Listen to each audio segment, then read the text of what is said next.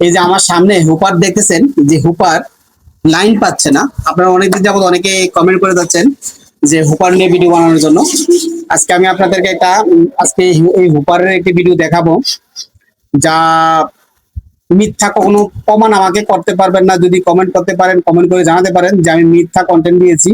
আপনারা কন্টেন্টে মানে যারা কমেন্ট করে মিথ্যা যদি আমি প্রচার করে থাকি, তাহলে আমার কমেন্টে যা বলবেন আমি মাথা পেতে নেবো। কখনো প্রমাণ করতে পারবেন না। আমি কখনো ভুয়া কিছু দেখানোর চেষ্টা করি না, যেটা একটা সঠিক দেখানোর চেষ্টা করে, যারা আপনাদের উপকারে আসেন।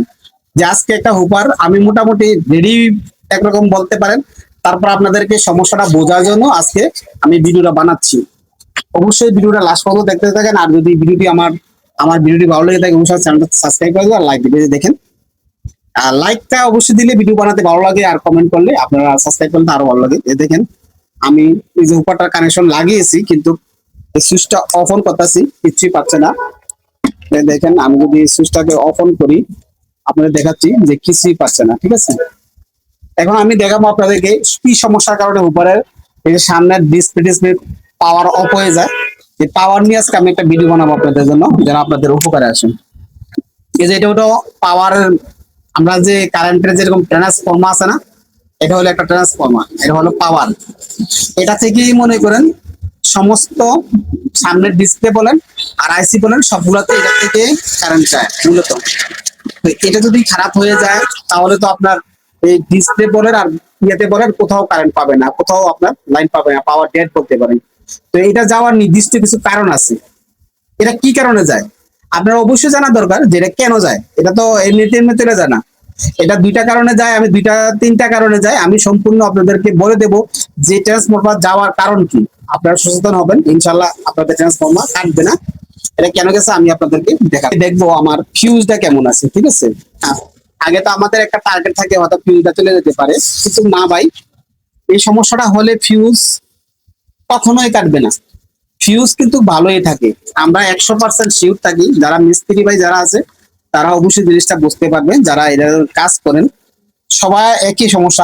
আমার এই পর্যন্ত কাজের বয়সে কখনো আমি এই ধরনের সমস্যা হলে ফিউজটা খারাপ হয় না। তাহলে বলতে পারবেন যে ফিউজটা কেন দেওয়া হয়েছে। ফিউজটা দিচ্ছে ঠিক আছে, ফিউজটা যখন এসিতে সমস্যা হবে, যখন ভোল্টেজ বাড়বে, হয়তো যদি অতিরিক্ত ভোল্টেজ বাড়ে ফিউজটা চলে যেতে পারে। তো এটা যেহেতু এসি সাইড থেকে সমস্যা না, এই কারণে ফিউজটা যাবে না। যেহেতু এটা ডিসি সাইডের প্রবলেমের কারণে হয়, এই কারণে ফিউজটা যায় না। বুঝতে পেরেছেন? অনেকের প্রশ্ন থাকে যে আমার এটার মধ্যে তো ফিউজ করা আছে, ফিউজটা কেন গেল না। ফিউজ যদি আপনার এসিতে সমস্যা থাকতো, অর্থাৎ হলো এটা যদি আপনার কারেন্টের ভোল্টেজ বেড়ে এই সমস্যাটা হতো, তাহলে 100% আপনার এই ফিউজটা চলে যেত। যেহেতু আপনার এই ফিউজটা গেছে না, এটার একমাত্র ডিসি সমস্যার কারণে আমরা ফিউজটা যায় না, আপনি কেটে যায়। আমি দেখাবো আপনাদেরকে কোথায় কি সমস্যাটা হয়েছিল। এই অ্যাডাপ্টারটি আগে ছিল, এটার সাথে এটা নষ্ট হয়ে গিয়েছে। এখন আমি এই অ্যাডাপ্টারটা নতুন মার্কেটে যে সমস্ত চায়না অ্যাডাপ্টার গুলো পাওয়া যায়, এটা হচ্ছে এটা। আমি এখন এটার মধ্যে এটা লাগিয়ে দেবো। পাওয়ার একমাত্র মূল কারণ হলো এটা। এই যে দেখতেছেন যে এটা এই জিনিসটা খারাপ হয়ে কতটুকু পর্যন্ত খারাপ হয়েছে, আমি আপনাদেরকে একটু দেখানোর চেষ্টা করতেছি। আমি আইসিটা আগে লাগিয়ে দেখেছি, নয়তো ভিডিওটা অনেক লম্বা হয়ে যাবে, যার কারণে আমি আপনাদের জন্য আগে পার্টসটা লাগিয়ে রেখেছি। দেখেন এটার সার্কিটের যে এই যে জায়গা দেখতেছেন, যে জায়গাটা পড়ে গিয়েছিল, সম্পূর্ণ ভাবে একটু জ্বলে গিয়েছিল বাজে ভাবে। আর আইসিটা এই জায়গায় ছিল। আইসিটা দেখেন, যে আপনাদের আমি একটু দেখানোর চেষ্টা করি। দেখেন জায়গাটা সহকারে একটু পুড়ে গিয়েছে, এই যে জায়গাটা দেখতেছেন আইসি জায়গাটা, এই জিনিসটা পর্যন্ত পুড়ে গিয়েছিল। এটার কারণে আপনার এই অ্যাডাপ্টারটা চলে গিয়েছিল। ডিসি সাইডে রেকটিফায়ার শর্ট হয়, তাও আমি দেখেছি রেকটিফায়ার শর্ট হয়ে পাওয়ার সাইড শর্ট হয়ে গেছে, তারপরেও দেখেছে আপনাদের এই সমস্ত ফিউজ কিন্তু অনেক চিকন বাঁধা থাকে, যায় না ভাই। আর ফিউজ আমি দেখছি যখন যায়, তখন হলো আপনাদের যখন ফিউজটা একমাত্র যাওয়া যায় একমাত্র যখন আপনার এসিতে যখন কারেন্টের ভোল্টেজ অতিরিক্ত বেড়ে যায়, তখন আমি এটা এখন এই জায়গায় ঢালাই করে লাগিয়ে দেবো।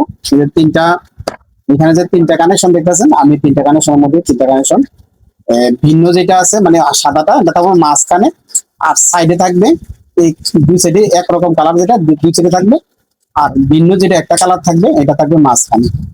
এটাকে পালাম যে এটা চলে কিনা, আমি এটার মধ্যে এখন চেক করে দেখবো। আমি এটার মধ্যে কানেকশন দেবো, লাগাবো। এটা স্পিকার কানেকশন, আমি এটা লাগাচ্ছি। আমি কিন্তু দিয়ে আপনাদেরকে এই যে দেখেন আমারটা কিন্তু রেডি হয়ে গেছে।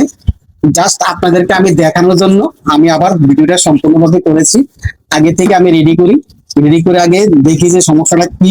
আপনাদেরকে আমি ফার্স্ট থেকে লাস্ট পর্যন্ত সম্পূর্ণ ভিডিওটা মানে বোঝানোর চেষ্টা করি যেন আপনারা সহজে বুঝতে পারেন বা আপনারা যেন এইভাবে কাজ করতে পারেন।